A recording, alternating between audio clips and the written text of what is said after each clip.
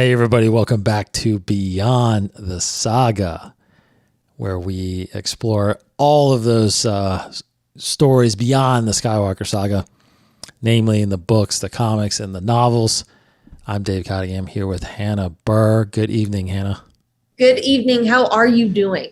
I am doing fantastic. Good to see you again. Yes.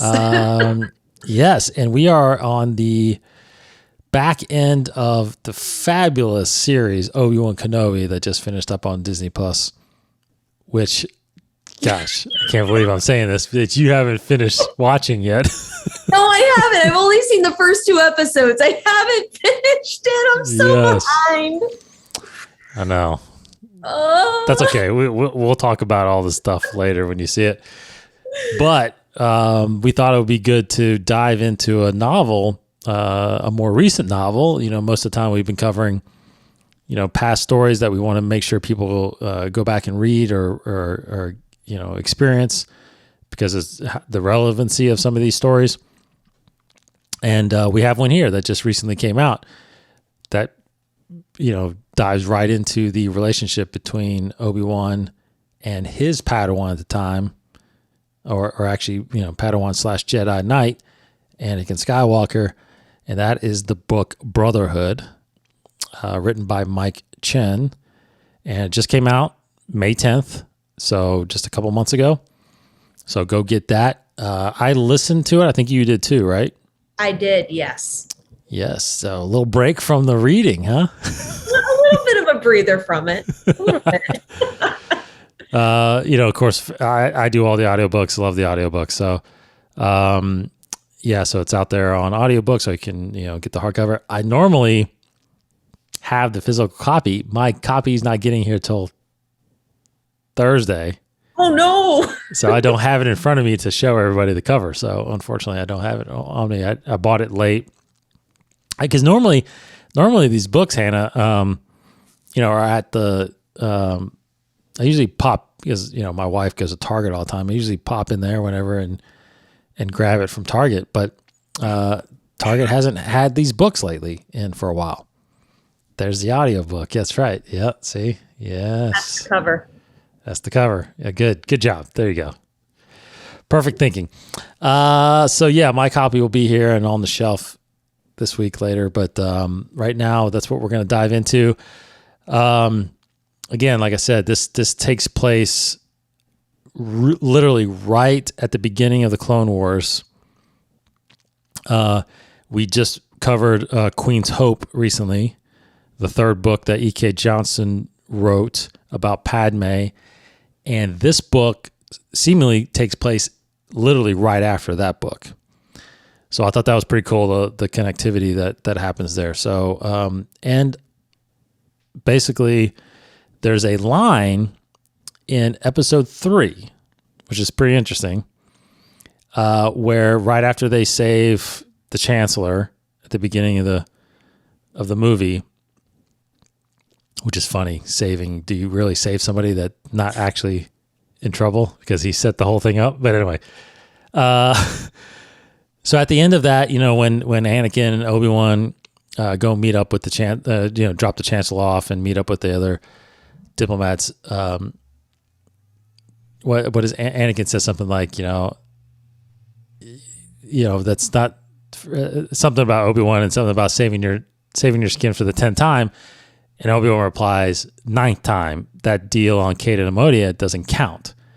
So this is the story about Cato Neimoidia. So thought that was pretty cool to finally get this story. So Hannah, overall impressions, what did you think about Brotherhood? If you take the title away entirely and we're just looking at the book, no expectations coming up to it or anything like that, I think it's a fantastic read. I think we get we have Anakin who's trying to figure out how to balance being a Jedi Knight and also his marriage with Padme. You have Obi-Wan feeling a little weird about, I was your mentor, I was your master, but now we're equals. How does that work? And then we learn a lot more about Cato Neimoidia. We learn a lot about the Neimoidians. We see this is also the first time, well, first time in the timeline we're introduced to Ventress, and her introduction is absolutely fantastic. And then we also see Anakin, his first time dealing with a youngling. Her name's Mill. Not a Padawan, but I think it's a perfect stepping stone for when Anakin gets Ahsoka. So we have a lot of great elements here. It's more, while there's a lot of things that happen and there's definitely an external story being told, there's a lot of internal questions being thrown around. It's just, for me, the title Brotherhood and the hype leading up to this book and the description of the book felt like we would have seen a lot more interactions between Anakin and Obi-Wan than we actually got when we read. I personally don't feel like a lot of it, like in the beginning, we get a little bit of the questions of, what does our relationship look like in the beginning of the book between Anakin and Obi-Wan, but I don't feel like that's really addressed until the end of the book, and we can't really give away too much about that, so won't say any more about that. I think if you just gave the book a different title and you didn't hype it up as almost a transition book period, or a transition period book for Anakin and Obi-Wan, I think there would be a different reaction than the reaction I had. Yeah. What are your thoughts? Yeah, I felt the same way. I think, the Brotherhood aspect of it, you get the sense of it throughout. And what I mean by that is that this very much did feel like a continuation of episode 2 in a sense, where oh, definitely, you have Obi-Wan kind of on his own mission, and you have Anakin kind of doing his thing with the younglings, and you had this back and forth sense that they kept thinking of each other. How's he doing? How's he doing? And like you said, it was Obi-Wan, a little bit of him struggling with the fact that he doesn't have a Padawan anymore. Anakin is a knight, and so part of me was like, yeah, I really wanted to see them. Like you said, the title lends itself to like an adventure with these two together, and we didn't really get that. We got it some at the end, but it was hyped up to be more about them together and them doing stuff together and them kind of forming this bond that we ultimately see play out a little bit more, obviously, in the series, the Obi-Wan series. So I was a little taken aback by that. But, it's a great, overall, what I feel like this book is, it's again, very similar to episode 2. It's Obi-Wan, it's kind of Detective Obi-Wan trying to solve, a mystery. And I really liked that aspect of it. Like you said, if it was just called The Detective or something like that, it would have described, Obi-Wan's whole storyline in this, because it really is Obi-Wan's book, in my opinion. It really is about Obi-Wan, and obviously the timing of it coming out when the series was out, and it made sense, right? It made sense to put this novel out. So, but it felt like an Obi-Wan book. It felt like Anakin was a supporting character. And like you said, there were some great featured characters in there, like Asajj. There was always this, ever since the first batch of animated Clone Wars series, the micro series they called it, that didn't get canonized, because that was when we saw the introduction of Asajj. Since that didn't happen in canon anymore, it was always kind of a question of when did she show up? Because in the Clone Wars series, television series, she obviously just shows up and everybody kind of knows who she is already. So this is a great introduction of her. Now, I don't believe I missed it, because I don't think it's in this book, but I still don't think it's explained where Anakin got the scar. I don't think it's explained either. We still don't know. Because I know you and I were hoping that in this book. Yes. is when we find out how he got the scar. But yeah, I don't think he got the scar here. No. And again, in the micro series, he got it from Asajj. So when I first knew Asajj was showing up in this, I was thinking, okay, well, this is where it's going to happen, but it didn't happen in there. So we're still curious on when he gets the scar, because he has it again at the beginning of the Clone Wars. Like, it happens pretty early. He has it in the early part of the series. So yeah, so overall, great, good addition from her. She's not in it much, but she's in it enough. But again, a good mystery story, a good character story of Obi-Wan, and then of course Anakin learning, like you said, different things about the younglings, and preparing for, because obviously we don't have, Ahsoka's not part of the story yet. She comes later. So overall, I did really like it. I probably didn't love it, but I definitely liked a lot of parts of it. Absolutely. And you're right. It is Obi-Wan doing detective work, Anakin doing self-discovery via other people. I like the detective. I think we should sign a petition to have the title of the book be switched to Obi-Wan Detective. Obi-Wan Detective. Yeah, see? Private Obi-Wan Private Eye. Yeah. I'm telling you, it's like, it's funny because, like, a lot of people don't look at Batman and think he's a detective, but that's what kind of he is, right? So he is. That's why the Batman is so good. Sorry, different franchise. Different franchise, yeah. But Obi-Wan, he's done his fair share of detective work. He's figuring out plots, and he's figuring out who the bad guys are, and he does a lot of that in this story. And he runs into a lot of trouble doing it, like most detectives do. So leads you to think that the whole Jedi Council is just a bunch of detectives. They are tasked with solving mysteries for sure. Now, did you ultimately? I think for people that are obviously really versed in the Star Wars lore, they know who the Nemodians are, right? The Nemodians are the ones that are in charge of what we know in the movies as the Trade Federation.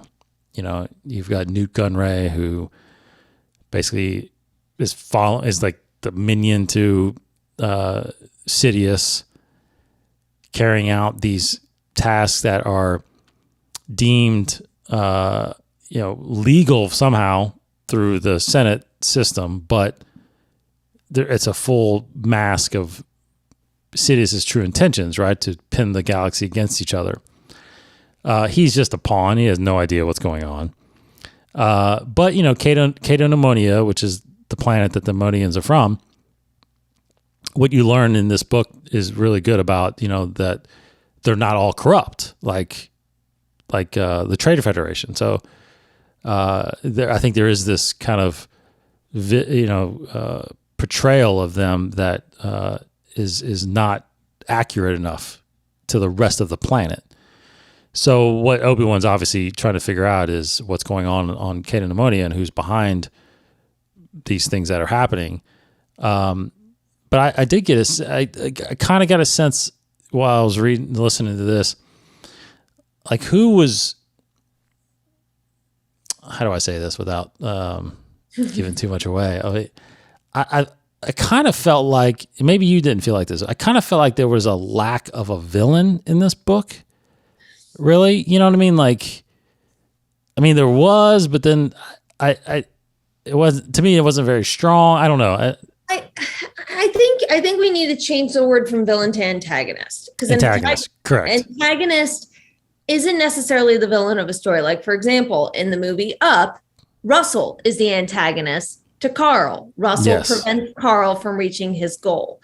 So I think in this, there is a clear antagonist, a very clear antagonist, who, if we didn't know anything about the Clone Wars, nothing about the Clone Wars, I mean, it's pretty safe to say that with our knowledge of the Clone Wars, as soon as we see Ventress come into the picture, we already know that trouble is brewing. Right. But if you didn't know Ventress, if you've never seen Clone Wars, I would agree with you, where in the beginning you'd be like, well, who the heck is the antagonist here? Who would do this to this planet and to these people? What is going on? So I think I agree with you. There isn't necessarily a villain per se, but there's definitely an antagonist involved in this story. Yeah, I guess part of me, well, I guess what I mean by that is it wasn't a surprise, really. Right. You know what I mean? Yeah, it's like, there's definitely other characters in there that are part of the bad guys or whatever. But it is a little different about it being kind of knowing I just was it, even though the mystery was there as far as like how Obi-Wan was figuring it out, it wasn't that big of a reveal or in the back. I don't know. It didn't, the suspense wasn't fully there for me. I don't think it would be fully there for anyone who knew what was going on. True. True. If you knew who Ventress was, immediately as soon as she showed up, you'd be like, oh, well, we all know where this is going. Right. Yeah. Right. So it isn't surprising. And I would agree with you. It's very much of we know where this is going type of thing. Mm-hmm. But it's interesting to see. I think what was surprising for me is some of the choices Obi-Wan made. Yeah. And some of the choices Anakin made, especially the last third of the book. Yes. Right. That was surprising to me. There were a lot of things that happened in that last third of the book that was like, oh, I didn't see that one coming. Agreed. Yes. Mm-hmm. So, but I agree with you in the sense of it would have been nice to have that more sprinkled throughout the book, especially since this is more of a detective book, problem solving type of dealio. But I personally don't know how you would do that. How would you, Dave Cottingham, do that if you wanted to try to bring some twists and turns earlier on? Oh man. Yeah, you just put me on the spot. I have no idea. If you were to ask me, I'd be like, I have no clue. I probably, honestly, I think for one, I would have probably held the reveal of Asajj a little longer. Because she was revealed pretty early on, not as a villain, but just as a representative of the Separatists. But obviously we know she's bad, so she's obviously involved, or she's obviously got something to do with this, right? So I don't know. I think I would have because especially when you're listening to it, it's like listening to a movie, obviously, right? So the discussion or the reveal of her to Obi-Wan and Anakin was in the book was obviously surprising to them, but we knew who she was already, so that kind of lost the reveal. But I think the mystery of her involvement, of her being there, I think could have been much later, and that would have kept you guessing. Because to be honest, I don't know if you knew, but I didn't even know she was in this book. I had no idea until we got to that point. I'm like, what? Yes. Yeah. So that's what I'm saying. So like, if not knowing and trying to figure it out myself, like, who is this person, or who are they talking about? And then all of a sudden knowing that it's Asajj, I don't know, that could have made it better, I think. But yeah, because the other characters that we run into are they're newer characters, right? So people that we haven't met yet, Roog being one of them, which is kind of the main person that Obi-Wan kind of works around with, right? So, I think that would have been pretty interesting to do. But other than that, it was really, I was kind of I kept being intrigued by that line from episode 3. Like, why does Anakin think he saved him, and why does Obi-Wan think he didn't? And I think that was pretty cool to get that answer. So, ultimate question: did Anakin save Obi-Wan, or did that really truly not count? Without giving too much away. Yeah, I was about to say, do we want to not give that away? That is a question that our listeners need to ask when they read the book. Did Anakin truly save Obi-Wan, or? I don't think it's revealing too much. I'll just answer it. I think after I listened to it, I think Obi-Wan was right. Oh, Obi-Wan was totally right. Yeah, okay. He had everything under control. Totally under control. Yeah, totally under control. Yeah, no, I agree. Okay, so let's talk about relevancy. How relevancy? I do want to ask you one more question. Yeah, sure. With regards to I feel like this is the first time we're actually introduced to the people, introduced to Nemoidians, and introduced to their culture and their way of life and their home planet. For you, did that kind of reveal more to you? Because I don't know about you, but every time I would hear a Nemoidian, I would immediately think the Trade Federation. So did you feel like this book helped create more of a sympathy and empathy towards those people, in that, not everybody is falling under the Trade Federation way of living? Some of them are actually totally against it. 100%. Absolutely. Yeah. I think the only, now I believe, could be completely wrong. I believe we've come to Kanan Modia in the Clone Wars at some point, but I could be completely wrong about that. I could have completely forgotten that episode because, there are so many. Yeah. And if they did, it wasn't really that, I don't think it was that much involved. In fact, I believe, I'm getting way ahead of myself but episode 3, I believe Plo Koon, I think he dies on Kanan Modia. So we don't see it obviously in the live action stuff.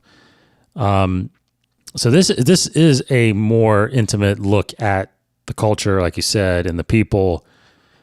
And I do think that there is a picture of Kanan Modia or Nemoidians that are very negative because of their involvement on the separatist side.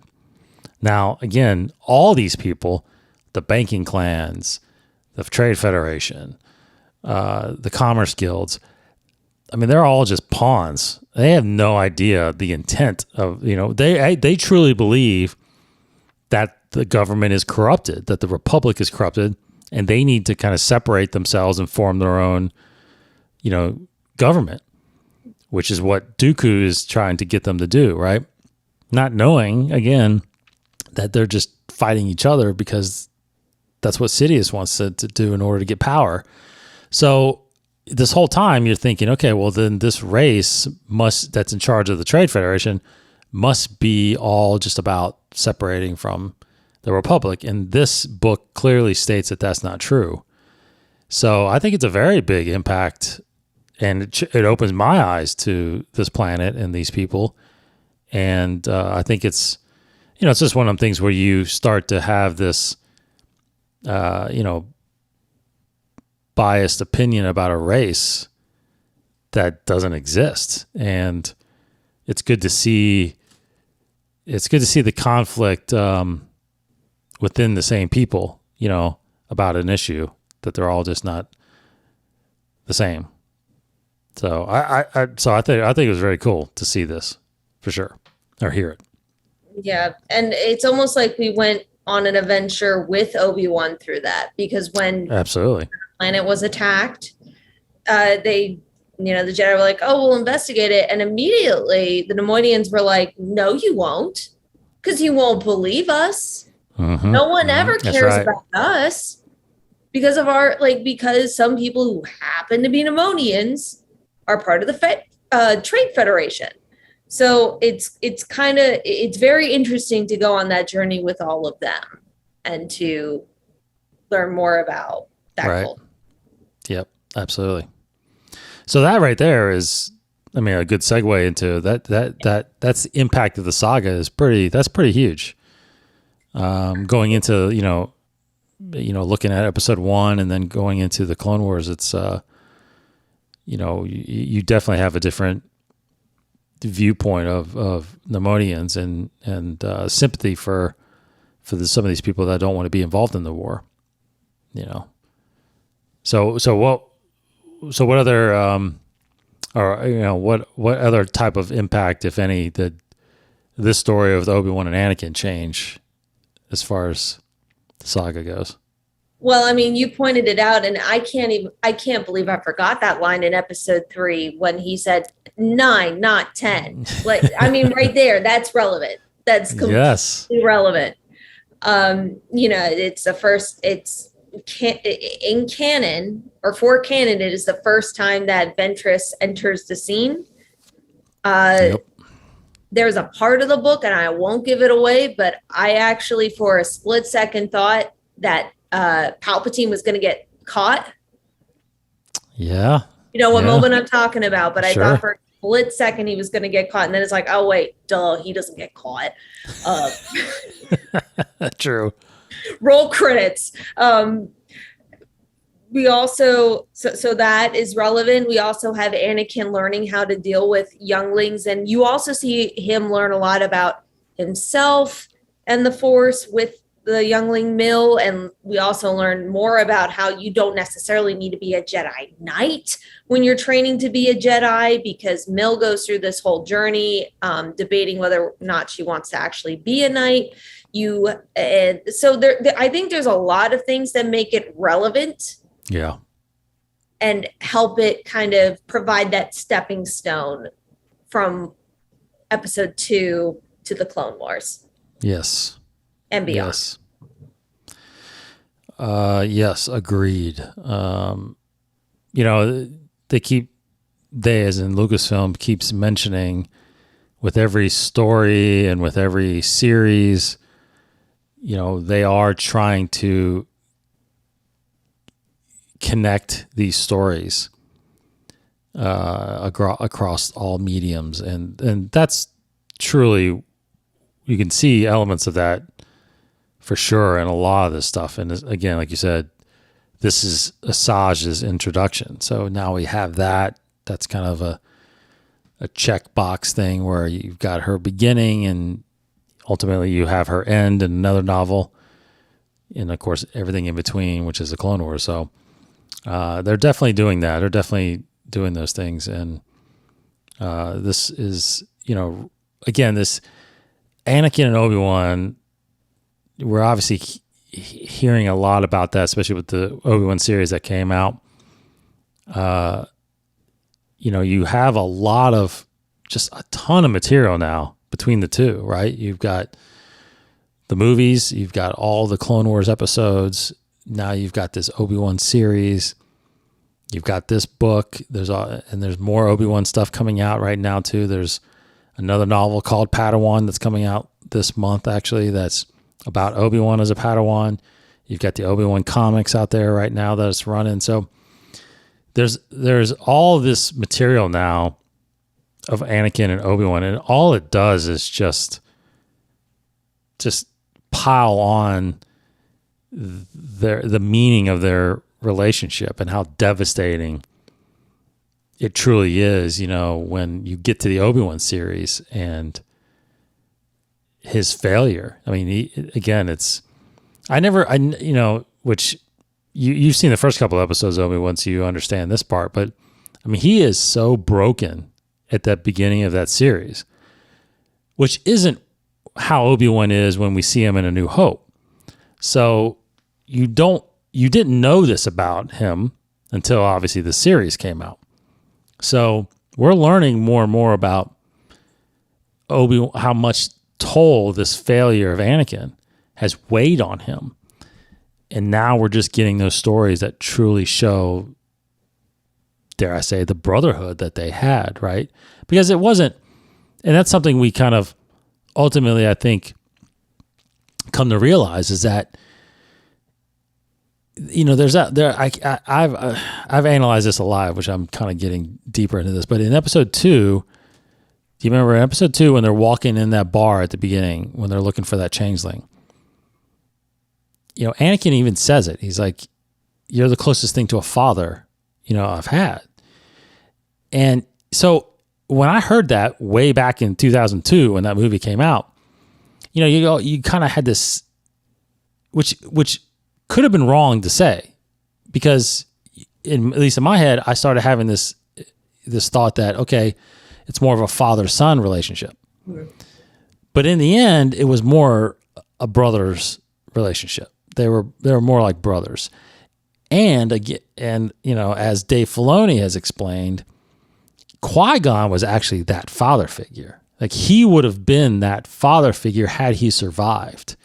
And that's what the Duel of the Fates symbolized, right? It was the fate of Anakin. Was he going to have a father figure, or was he not? And unfortunately, the brotherhood that him and Anakin had wasn't enough to keep him from turning. So again, I'm just saying, like, we're getting all these stories now of them too, and it truly is a brotherhood, and it really starts just really illustrating how devastating that ultimate duel was on Mustafar between the two. So I love it. I can't get enough of them. Well, I think in this book, and this isn't spoiling anything because it's pretty early on in the book, it didn't really click for me. And maybe it was because I was watching Obi-Wan at the same time as, listening to this book. But I think it's a step beyond he feels like he's failed Anakin. I think he feels responsible and guilty for his fall because he could have stopped it.